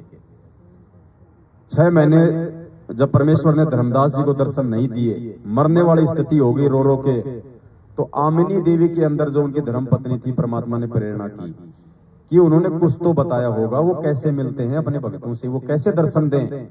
तो उसी समय परमात्मा ने धर्मदास की आंखें खोली और धर्मदास को याद आया कि वो ये कह रहे थे कि भाई जहां भी धर्म भंडारे होते हैं ना धर्मदास, वहां मैं जरूर आता हूं, वरना ये काल मेरे बच्चों को भंडारे नहीं करने दे, इसलिए मैं स्वयं वहां आता हूं उस दिन कोई भी रूप बना के और अपने बच्चों के यज्ञ को सफल करता हूं। तो आमिनी देवी ने कहा कि आप भंडारा ही कर दो। तो धर्मदास ने 3 दिन का भंडारा रख दिया और तीसरे दिन वो परमात्मा फिर वहां पे साक्षात प्रकट हुए। पुण्यात्माओं, वर्तमान में जो ये भंडारे हो रहे हैं, ये परमेश्वर के विशेष रजा से, उनके आशीर्वाद से और उनके विधान अनुसार हो रहे हैं। ये भंडारे आज से पहले नहीं होने थे, क्योंकि आज से पहले ज्ञान को किसी ने समझा नहीं था और गुरु को परमात्मा नहीं माना था, जिसके चलते लोग इसको भी अपना धंधा बना लेते, और बना ही लिया हमारे भाइयों ने, भंडारों को भी धंधा बना लिया। तो ये परमात्मा ने आप और हमारे पे ही रजा करनी थी, ज्ञान समझा के और अपनी पहचान करवा के। उसके बाद ये भंडारे हम केवल अपने 5वें यज्ञ को पूर्ण करने के लिए करेंगे, ना कि दिखावे के लिए कि देखना उस कजोड़दास ने क्या भंडारा किया। अब की बार देखना तू नाथदास के घर पे आना एक बार, अभी देखना हमारे वहां की मिठाई कितनी फेमस है, देखना लालमुंह हो जाएगा। ये होता बिना ज्ञान के। शेख तकी ने कहा था कि क्या भंडारा कर दिया, ऐसे ऐसे तुम 100 करते हैं, तो वो स्थिति हो जाती। अगर आज से पहले परमात्मा अगर 5 साल पहले या बरवाला कांड से पहले अगर ये भंडारे अगर ये शुरू करवा देते तो इस प्रकार से, क्योंकि बिना ज्ञान के फिर ये धार्मिक यज्ञ संपन्न नहीं होती। तो आज हमें परमात्मा ने पहले वो सद्बुद्धि दी, इन भंडारों का परमात्मा ने हमारे को महत्व समझाया, परमात्मा ने खुद अपनी पहचान करवाई हमारे से कि मैं कौन हूं, ताकि हम सारे काम ये डर के करें। और गुरुदेव कहते हैं कि भंडारे का 1 नया पैसा भंडारे में लगना चाहिए, अगर इस भंडारे में नहीं लगा तो अगले भंडारे में लगना चाहिए। भंडारे का पैसा यदि भंडारे में नहीं लगा तो देने वाले को लाभ नहीं मिलेगा, भगवान का विधान टूट जाएगा। तो उसका दोषी कौन होगा? भंडारा करवाने वाले। पुण्यात्माओं, हमारे जो बड़े भाई हैं आप सबके सामने हैं, ज्योति का पैसा जाटों को, पाठ का पैसा अनंतपाल की सीबीआई जांच में, दान का पैसा हरियाणा के जाट आरक्षण में, बाकी का पैसा गाड़ी घोड़े खरीदने में। तो विधान टूट रहा है ना परमात्मा का, सब कुछ गोड़मोड़ हो रहा है ना, और उसी का परिणाम है आए दिन भक्तों की अकाल मौत। किसी को सुख नहीं, ऊपर से सार नाम का नाटक, सबकी मर्यादा तोड़वा दी। ऐसे ही परमात्मा अब उस संगत को, क्योंकि उन्होंने 7 साल उनकी संगत की, ज्योति भी करवाई, पाठ भी करवाए, उनके हर आदेश को फॉलो किया, इजहार भी धक्के खाए, हर प्रकार से हर आदेश को फॉलो किया, राजनीति भी कर डाली, कोई लाभ नहीं। क्योंकि उसी दिन से गुरुजी कहते हैं कि तुम्हारी भक्ति का फुल स्टॉप लग जाता है जिस दिन तुम्हारी मर्यादा टूटती है। आगे की भक्ति तुम्हारी बनती नहीं, पीछे की तुम्हारी खर्च होती चली जाएगी। तो आगे की तो संगत की भक्ति हो नहीं रही, पीछे वाले ये भाई लोग जो है वो पंचर कर रखा है। अब एक समय क्या होगा, अगर इनको भक्ति करनी होगी तो इनको झक मरा के साथ संगतियों से जुड़ना पड़ेगा। इनके पास 2 ही ऑप्शन बचेंगे, या तो ये भक्ति छोड़ जाएंगे या फिर इनको साध संगति से जुड़ना ही पड़ेगा, दूसरा कोई ऑप्शन नहीं। तो परमात्मा ने उनके माध्यम से अपना भक्ति विधान लागू नहीं करवाना था जो आगे चलेगा, ये अपने सत्सेवक बच्चों के माध्यम से परमात्मा विधान लागू करवा रहे हैं। क्योंकि अब जब गुरुजी आएंगे तो हम किसको भोग लगाएंगे आश्रम में? दाढ़ी मूछ वाली फोटो को नहीं, हम अपने पूज्य गुरुदेव जी को सामने सिंहासन पे बैठा के उनकी आरती उतारेंगे, उनको भोग लगाएंगे, उनके लिए हम आरतियां गाएंगे खड़े होके, हाथों में भक्ति बोध लेके, या जिसको याद है तो वैसे। अब वो विधान पूरा होगा तो परमेश्वर अपने बच्चों से नए विधान की शुरुआत करवा रहे हैं, जो इस कलयुग के मिनी सतयुग में लागू होगा। तो ये आप और हमारा सौभाग्य है।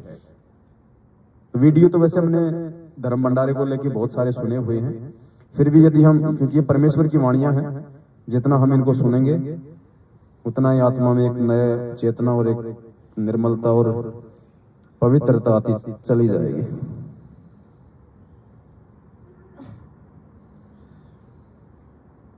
देखो कई वीडियो हैं, ध्यान से सुनना, कितना आनंद आएगा। हर एक वीडियो में परमात्मा ने भंडारे का जिक्र करते हुए क्या समझाया है। रोते सूख गया कति रोटी खाई जाना, मनुष्य जीवन का पता लग जाता है पुण्यात्मा को कि ये भक्ति के बिना व्यर्थ है। और भक्ति जो शास्त्र विधि को त्याग कर, गीता जी अध्याय नंबर 16 के श्लोक नंबर 23 में कहा कि शास्त्र विधि को त्याग कर जो मनमाना आचरण करते हैं उनकी न तो गति होती है, ना कोई कार्य सिद्धि होती है, ना उनको सिद्धि प्राप्त होती है, ना कोई सुख होता है, यूजलेस। फिर उसका करने का फायदा क्या?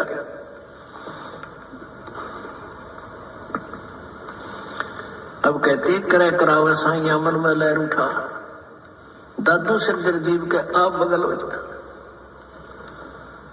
अब परमात्मा ने आमनी देवी में प्रेरणा कर दी, उसकी धर्म पत्नी के अंदर एक विचार आया। उसने पूछा कि हे सेठ जी, जब वो संत महात्मा जी आपसे मिले थे तो उन्होंने कुछ बताया होगा कि मैं कहाँ आता हूँ, कहाँ रहता हूँ? तो धर्मदास जी ने कहा, आमनी देवी। वो तो यूं कहे थे, भाई जहाँ धर्म भंडारे होते हैं ना, धार्मिक अनुष्ठान होते हैं, वहां मैं तुरंत पहुंच जाता हूँ। पुण्यात्माओं, ऋग्वेद मंडल नंबर 9 और सूक्त नंबर 86 के मंत्र 26 और 27 में, और ऋग्वेद मंडल नंबर 9 और सूक्त नंबर 82 के मंत्र 1, 2, 3 में ये स्पष्ट प्रमाण दिया है कि वो परमात्मा अपना रूप को हल्का करके, हल्के तेज पुंज का रूप बनाकर भक्तों, अच्छी आत्माओं को मिलते हैं, अपने निज शतान से चल कर आते हैं और वो उन धार्मिक अनुष्ठानों में बहुत शीघ्र पहुंच जाते हैं। और वही परमात्मा ने बताया कि ये मेरा विधान है। तो आमनी देवी ने कहा कि आप कोई भंडारा ही कर लो, मालिक आ जाता है। जिसके सिर पर आप भंडारा कर लो, मालिक आ जाए। और उन्होंने भंडारा किया और परमात्मा क्या कह रहे हैं? परमात्मा की धार्मिक अनुष्ठानों में परमात्मा बिजली से भी तेज गति से पहुंच जाते हैं।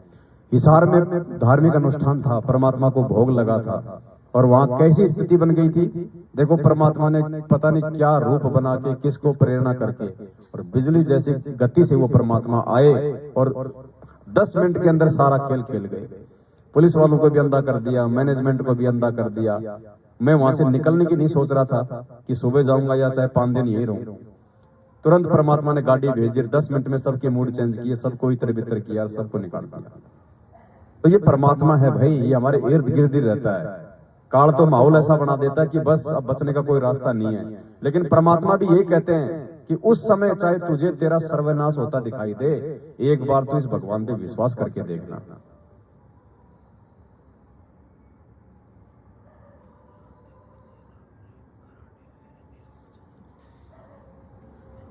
क्या कह रहे हैं परमात्मा, चाहे सर्वनाश होता दिखाई दे। ये परमात्मा हमारे विश्वास को बढ़ाने के लिए कह रहे हैं कि तू ऐसे वैसे मत समझना, मुझे कोई छोटा मोटा संत मत समझना। जब तेरे ऊपर कोई आपत्ति आवे तो मेरे ऊपर एक बार विश्वास करके देखना। लेकिन ऐसे नहीं कि जो जिनकी मर्यादा खंड है, जो भक्ति नहीं कर रहे, वो भले ही विश्वास करके बैठ जाओ, कोई फायदा नहीं होगा। अगर उसके संस्कार हैं पिछले मजबूत, तो परमात्मा बिना भक्ति के भी उसकी रक्षा करेगा। जैसे भगत प्रहलाद की मीरा की महाभारत के युद्ध में उस पक्षी के अंडों की। भगत में जो उसका भगत होगा आज वर्तमान में, उसी भगत की रक्षा करेगा परमात्मा, जो भगत मर्यादित होगा।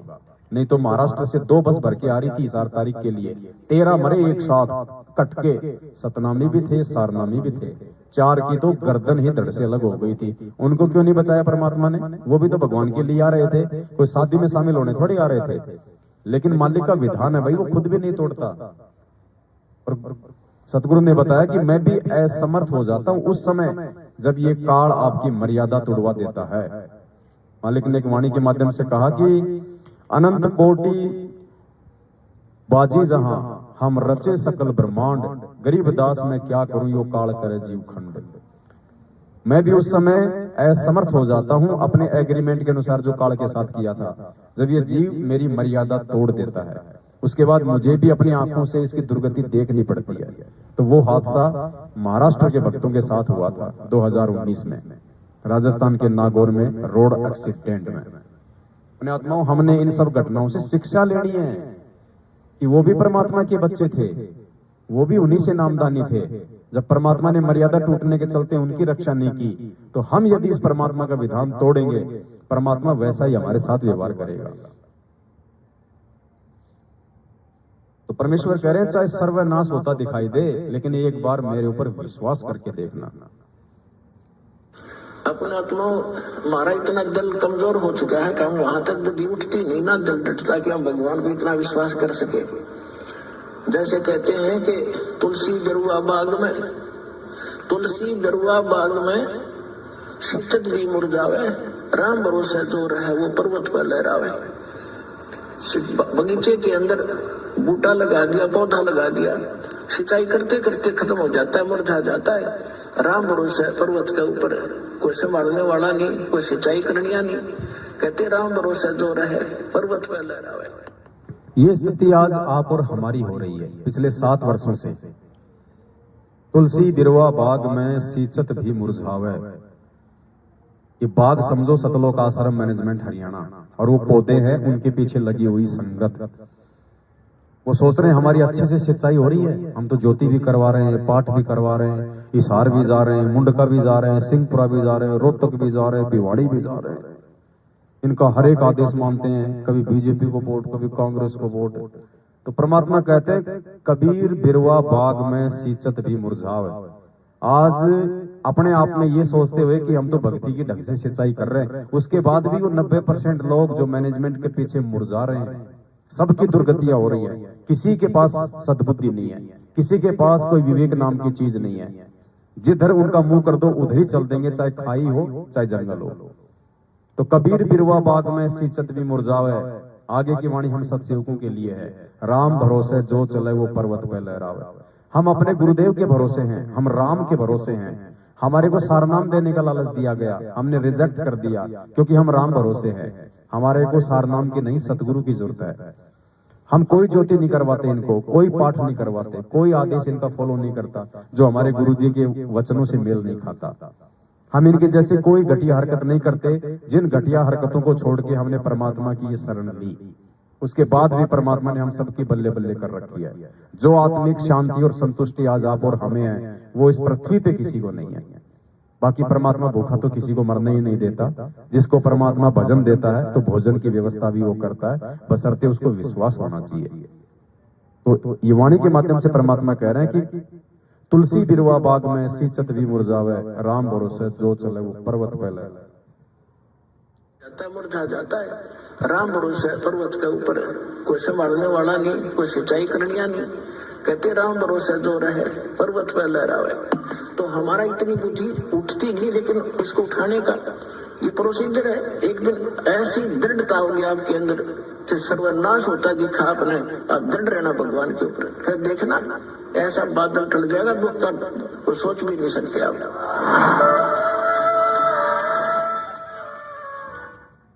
इसार की घटना इसका जीता जागता प्रमाण है, जीता जागता प्रमाण। परमात्मा ने वो बादल टाला था मौत का।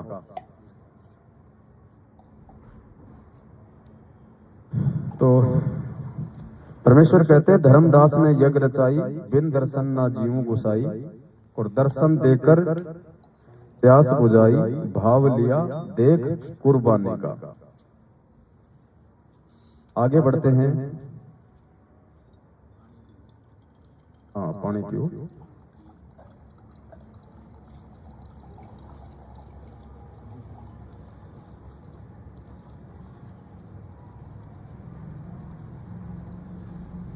आगे देखो, चाय पीते रहो, कोई दिक्कत नहीं, साथ साथ में मालिक की वाणियों पे भी ध्यान रखो। चाय तो चाय मुंह से पीनी, कोई काम से थोड़ी पियोगे ना, ना कोई दिक्कत नहीं, पी लेंगे।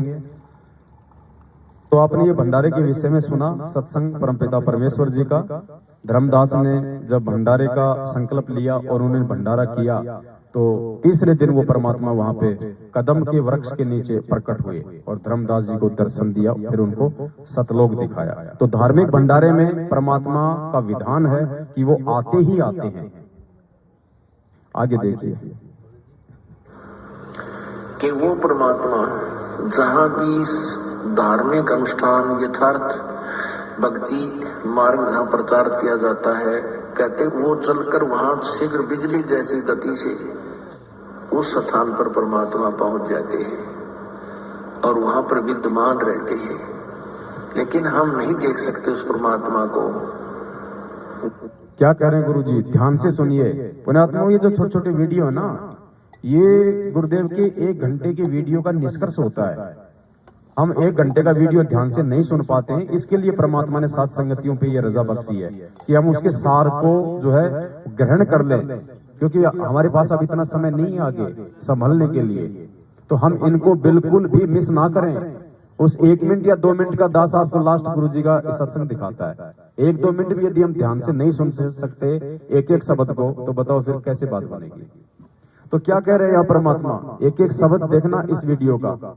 परमात्मा कहते विधान है परमात्मा का, जहां धार्मिक भंडारा होता है वहां परमात्मा विद्यमान रहते हैं, खाली आके वापस नहीं निकल जाते, विद्यमान रहते हैं जब तक कि वो धार्मिक यज्ञ पूरा नहीं हो जाता, संपूर्ण नहीं हो जाता।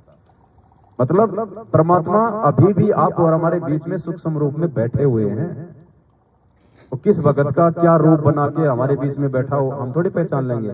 हम तो ये सोचेंगे कि ये अंधा भगत है, ये मध्य प्रदेश से आया है। क्या पता वो अंधा अपनी खटिया पे लोट लगा रहा हो, परमात्मा उसका रूप बना के आ गया हो। अब हम उसके साथ कैसा व्यवहार करते हैं, अब यही तो होता है ज्ञान। हम किसी की भी आत्मा ना दुखाएं मन कर्म वचन से। क्या पता उस भगत के रूप में भगवान बैठा हो और हम उसको ऐसे कुछ कुवचन बोल दें, ऐसा कुछ उसके साथ व्यवहार कर दें और वो व्यवहार उस भगवान के साथ हो जाए।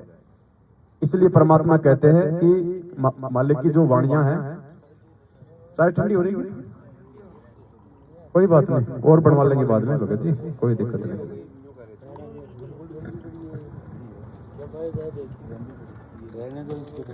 सत्संग कोई बात नहीं, नहीं पीनी है तो बैठो आराम से, और बनवा देंगे परमात्मा। इसको रख दो ना, तो भगत जी ठंडी भी कहते जा रहे हो और पीते भी जा रहे हो। ले लेंगे।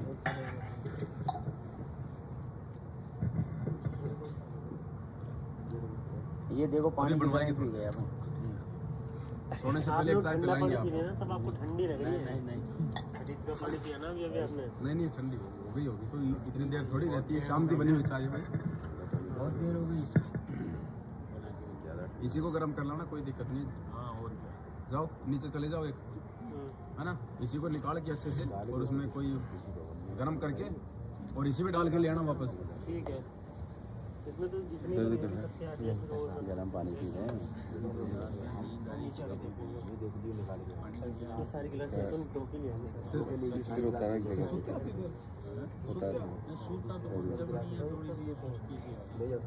रात में अगर को बिल्डिंग को काम मिल जाए तो ज़्यादा देर अगर एक जगह पर रखेंगे तो फिर उसमें 3 बार ही लगा हुआ है फोन बीच में।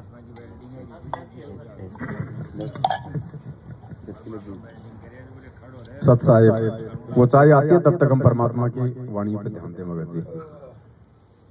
तो परमात्मा कहते हैं जहां धार्मिक यज्ञ होते हैं वह परमात्मा विद्यमान रहते हैं जब तक वो संपूर्ण नहीं हो जाता। और आज वर्तमान में इस रात में बिना उस परमात्मा की उपस्थिति के हम चर्चा नहीं कर सकते भाई। या दास वैसे भी जैसे कहीं अकेला रहता है तो भी उस परमात्मा की दया के बिना वीडियो नहीं बन सकते, लाइव नहीं आ सकते हम। एक शब्द नहीं निकलने दे ये काल भगवान। गुरुदेव ने कहा कि इस काल के लोक में इस काल के खिलाफ एक शब्द बोल के यहाँ रह के तो दिखा दे। ब्रह्मा विष्णु महेश नारद सारद ये भी एक शब्द उसके खिलाफ नहीं निकाल सकते। आप और हम तो 2 कोटि के जीव हैं, उनके आगे भी तो सोचो हमारे मुख से परमात्मा पूरा भंडाफोड़ करवा रहे हैं। तो परमात्मा की विशेष रजा और पावर के बिना ये संभव नहीं है। तो यहाँ परमात्मा दूसरा इसमें कह रहे हैं कि एक तो जहां धार्मिक भंडारे होते हैं वहां परमात्मा विद्यमान रहते हैं, और दूसरा जहां उस परमेश्वर की महिमा गाई जाती है, जहां उस परमेश्वर की महिमा का गुणगान किया जाता है वहां वो परमात्मा अवश्य आता है। तो हम यहाँ पे किसकी महिमा गा रहे हैं? परमेश्वर की। और परमेश्वर अपनी वाणी में कहते हैं कि जहां जन से महिमा सुनूं, गुरुदेव कह रहे हैं कि जहां भी मैं अपनी बड़ाई सुनता हूं, जहां भी मैं अपनी महिमा सुनता हूं, मेरे भगत जब मेरी बातें करते हैं, मेरे विषय में गुणगान करते हैं, तो परमात्मा कहते हैं जहां जन से महिमा सुनूं वहां मैं गवन करंत, और वो तो नगर अमान है जहां मेरे प्यारे संत। कि वो परमात्मा जहां भी धार्मिक अनुष्ठान यथार्थ भक्ति मार्ग जहां प्रचार किया जाता है, कहते वो चलकर वहां शीघ्र बिजली जैसी गति से उस स्थान पर परमात्मा पहुंच जाते हैं और वहां पर विद्यमान रहते हैं। लेकिन हम नहीं देख सकते उस परमात्मा को, वो साकार होते हुए भी हमारी आंखों से ओझल होता है, क्योंकि उसको देखने के लिए हमें दिव्य दृष्टि की आवश्यकता होती है।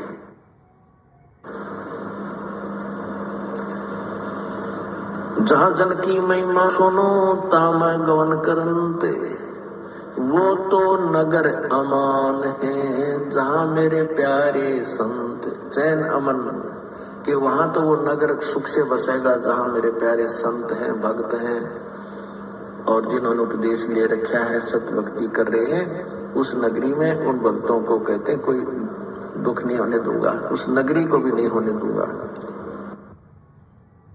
अब देखो यहाँ कल 17, 18, 19 तारीख को इस परमात्मा की महिमा गानी, इस परमात्मा की महिमा गाई जानी थी, और इस पूरे इस नगर में इस किशनगढ़ पे परमात्मा की मेहर होनी थी।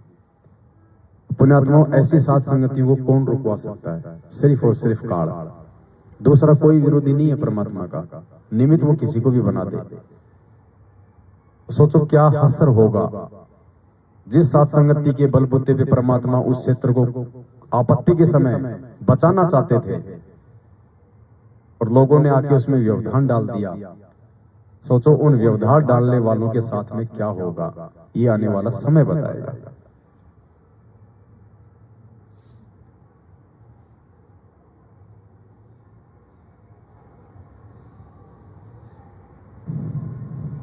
तो परमात्मा कहते हैं धर्मदास ने यज्ञ रचाई, बिन दर्शन ना जीऊं गुसाई, दर्शन देकर प्यास बुझाई, भाव लिया देख कुर्बानी का। यानी परमात्मा ने धर्मदास जी को भी कब दर्शन दिए? ये भी एक कॉमन सेंस की बात है। यहाँ भी शिक्षा दे रहे हैं परमात्मा कि खाली भंडारे करवाने से ही नहीं मिलेगा परमात्मा। भाव लिया देख कुर्बानी का। पहले दिन भंडारा चला, धर्मदास ने चारों तरफ देखा, कहीं नहीं मिले परमात्मा, मायूस। दूसरे दिन भंडारा चला, कहीं नहीं मिले परमात्मा, और ज्यादा मायूस। तीसरे दिन भंडारा चला, दोपहर तक परमात्मा कहीं दिखाई नहीं दिए। धर्मदास बिल्कुल मायूस, और धर्मदास ने फिर ये फाइनल डिसीजन कर लिया कि परमात्मा यदि आज आप नहीं मिले तो आपका दास इस दुनिया में नहीं रहेगा, आत्महत्या करूंगा। अपने अंदर फाइनल डिसीजन कर लिया था। तो मालिक अंतर्यामी थे, उन्हें पता था कि आज ये भगत काम बिगाड़ेगा। तो उसी समय परमात्मा ने उनको उसी रूप में एक पेड़ के नीचे बैठे हुए अपने आप को दिखाया, और दौड़ के धर्मदास जाके परमात्मा के पैरों में लग गया। तो परमात्मा कहते हैं कि खाली फॉर्मेलिटी करने से भी नहीं मिलूंगा मैं, कि भंडारा कर दिया, चलो भाई है पैसा मेरे पास में, कोई दिक्कत नहीं है। नहीं, पैसे तो सबके पास में है। चलो भाई है मेरे पास में समय, कोई दिक्कत नहीं। नहीं, समय तो बहुत सारे लोगों के पास में है। गुरुदेव ने एक सत्संग में बताया कि दान वो भी है, कौन सा? 1 करोड़पति आदमी 1 लाख रुपए दान कर दे, वो भी दान है। और दान वो भी है, कौन सा? जिसके घर में 2 पैसे और जिसने 2 के 2 पैसे दान कर दिए, जिसने उसमें से 1 पैसा दान कर दिया। परमात्मा कहते हैं वो करोड़पति जिसने लाखों दान कर दिए, उससे ज्यादा दान उसका माना जाएगा जिसने विकट परिस्थितियों में रहते सहते भी परमात्मा के विधान को फॉलो करते हुए अपनी जेब काट के, अपना पेट काट के दान किया। उसका 1 रुपया 1 लाख से ज्यादा महत्व रखता है, क्योंकि उसने भाव के साथ किया। उसने तो ये सोच के कर दिया कि कोई बात नहीं, 1,50,000 दे देंगे तो क्या फर्क पड़ता है।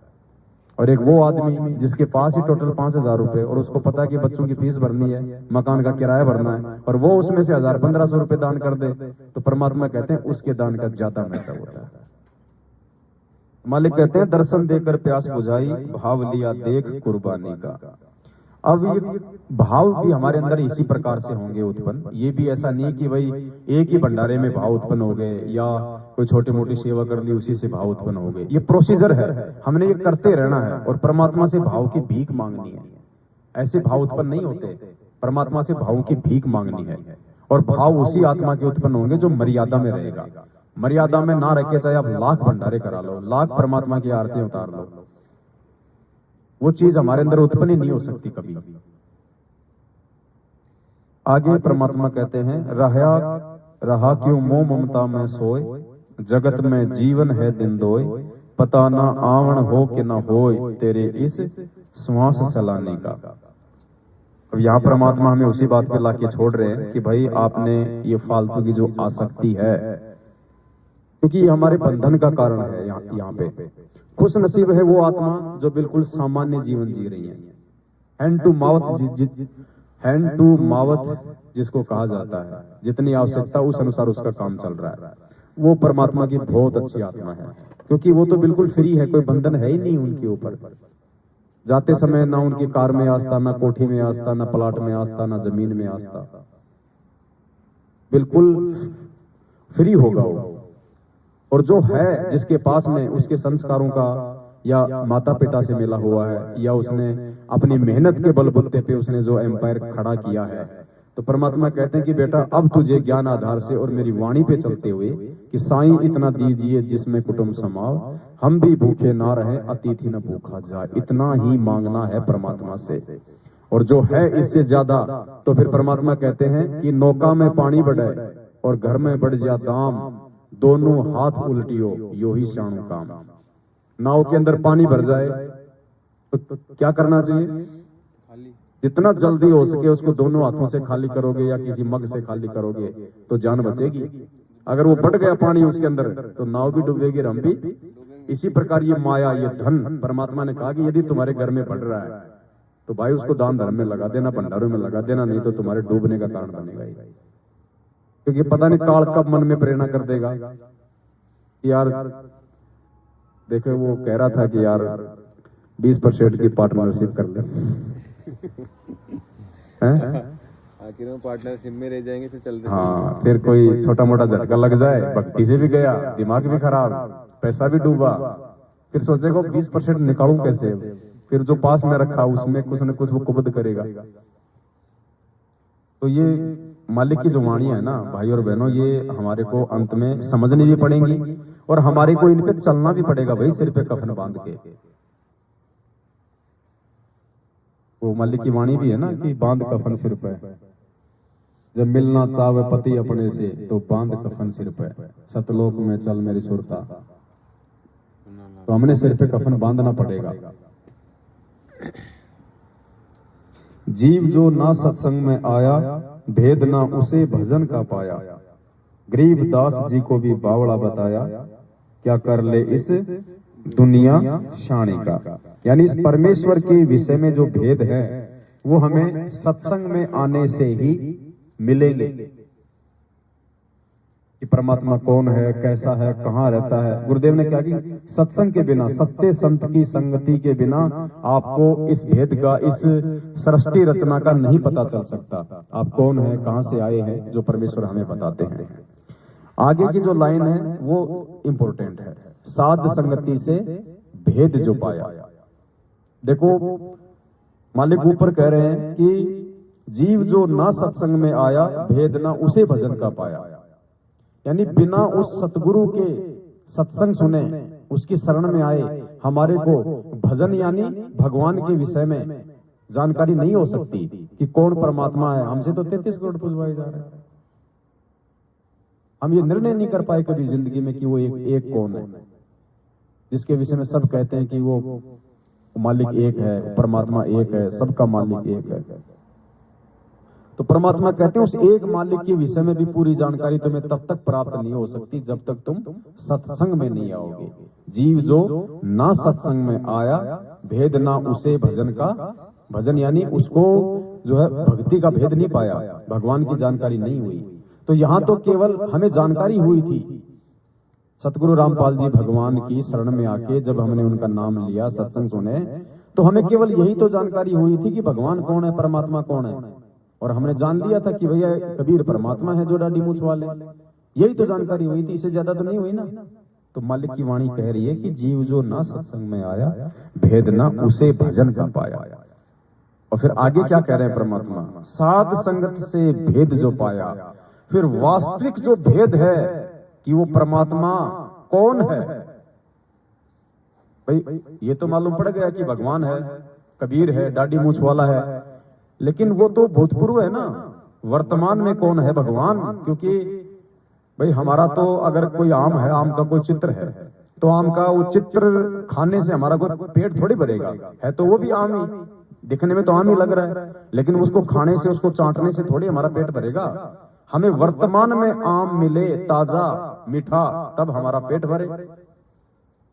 तो कबीर जी की जानकारी तो केवल वो चित्र है, लेकिन हमें तो भूख है भक्ति की, तो वो कैसे पूरी हो जब हमें वो कबीर वर्तमान में मिले।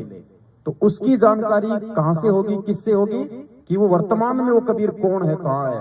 साध संगति से भेद जो पाया। अब देखो परमात्मा ने एक सत्संग में आम का उदाहरण देके और हमारी भ्रमणाओं को तोड़ना चाह रहे हैं परमात्मा। और आज हमें उस परमेश्वर के सत्संग को यहां फिट करना है, जो हम जून के महीने में कबीर जी को भगवान मान के उनका प्रकट दिवस मनाते हैं। हमें उस आम के उदाहरण से समझना चाहिए जो गुरु जी ने हमें समझाया है कि वो हमें, वो चित्र हमें वो क्या दे सकता है और हमारा पेट कैसे भरेगा, वो आम हमें कहां मिले, कैसे मिले। अभी तक दास ने संगत में इसको डाला नहीं है, आप भाई बहन थोड़ा इसको ध्यान से सुनिए। परमात्मा ने बिल्कुल क्लियर कर दिया कि भैया वक्त गुरु से बेड़ा पार होगा। जो जिंदा रूप में है वर्तमान में, उसको खाने से पेट की भूख शांत होगी। देखो कितने प्यारे ढंग से परमात्मा ने हमें 2000 में समझा दिया था। लेकिन वही बात है, परमात्मा ने उदाहरण दिया ना उस श्री कृष्ण जी वाला, कि उस समय उसके रूप में सारा काम ये बंदी छोड़ कर रहा था। अगर मैं तुम्हें कह दूं कि वो श्री कृष्ण ने नहीं, उसने की, तो तुम्हारी बुद्धि उस समय इन बातों को समझने के लायक नहीं थे, तुम मेरे अंदर भी दोष देख लेते और मेरा ज्ञान नहीं सुनते। तो देखो परमात्मा ने आम का उदाहरण देके किस प्रकार से इस बात को डिफाइन किया है आज आप और हमारे के लिए, कि हमने वो कागज की जो फोटो है, और वो भी काल्पनिक हाथ से बनाई हुई, जिसको हम कबीर भगवान मानते हैं, हमें उसके ऊपर आश्रित रहना है, हमने उसको भगवान मानना है, या वर्तमान में जो जिंदा जो कबीर है हमारे सतगुरु के रूप में, उसकी संगति करने से, उसके आदेश फॉलो करने से, उसको प्रसन्न करने से हमें लाभ होगा। तो आम और आम का चित्र का उदाहरण देके परमात्मा ने हमें बड़े प्यारे ढंग से समझा दिया है। जैसे बच्चा स्कूल में पढ़ता है, उसको दिखाते हैं आ का आम, आ का आम, आ अक्षर की जानकारी और साथ में आम का चित्र। अब बच्चा उसने बार-बार देखा, क्या कहा गुरुदेव ने? जैसे बच्चा स्कूल में जाता है, उसको आम की जानकारी दी है, उसको आम की जानकारी दी जाती है, आ से आम। आ तो गुरुजी ने क्या बताया? अक्षर की जानकारी, ए आ ई अक्षर है ना, तो आ क्या हो गया? अक्षर की जानकारी दे दी, और वो चित्र दिखा के उस आम की जानकारी दे दी। तो परमेश्वर ने हमारे को 1994 में जो कबीर है उससे हमारे को अक्षर की जानकारी दे दी, नाम की जानकारी दे दी, और वो चित्र दिखा के हमारे को एक फोटो की जानकारी दे दी, लेकिन उससे हमारा बेड़ा पार नहीं होगा। सुनिए, जैसे बच्चा स्कूल में पढ़ता है, उसको दिखाते हैं आ का आम, आ का आम, आ अक्षर की जानकारी और साथ में आम का चित्र। अब बच्चा उसने बार बार देखा और फिर आम खाना चाहे, क्योंकि आम के गुण का ज्ञान बहुत मीठा होता है, फलों का राजा होता है, शरबत से भी मीठा होता है, तो खाने की इच्छा वो चाहे तो कैदा खोल के बैठ जाए, आम खाऊंगा। और कोई जानकार जिसने है वो का बेटा इसमें आम को ना, ये आम नहीं है, इसमें अग्नि, उस फोटो पे भगवान नहीं है, ये सोचना हमें यहाँ पे।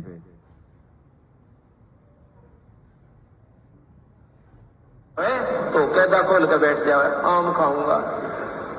और कोई जानकार जिसने है वो का बेटा इसमें आम को ना, ये आम नहीं है, इसमें अग्नि, ये आम है। मेरे गुरु जी बताया करते हो आप आम। जैसे आज हमारे साथ हो रहा है ना कि गुरुजी तो कबीर जी को भगवान बता रहे हैं, ये फोटो ही भगवान है, ये कबीर ही भगवान है, हमारे गुरुजी बता रहे हैं। ये सत्सेवक कहां से ज्ञान लिया है फालतू में? गुरुजी ने तो कहा कि मेरा तो जन्म हुआ है, भगवान तो कबीर है। ये जैसे यहाँ गुरुजी उदाहरण दे रहे हैं, मालिक को पता था कि ऐसी नौबत आएगी आगे चल के 20 साल बाद, तो परमात्मा ने अंतर्यामी ने पहले ही संकेत छोड़ रखे हैं। नहीं, हमारे गुरुजी नो कहें यो ही है आम, वो कायदा खोल के बैठ जा, नहीं नहीं, हमारे गुरुजी कहें यो आम है, तो वो स्थिति आज अपने सामने हो रही है ना यहाँ पे। क्या कहते हैं ये मैनेजमेंट वाले भाई बहन? गुरुजी ने कहा यो भगवान है, बस यो ही भगवान है।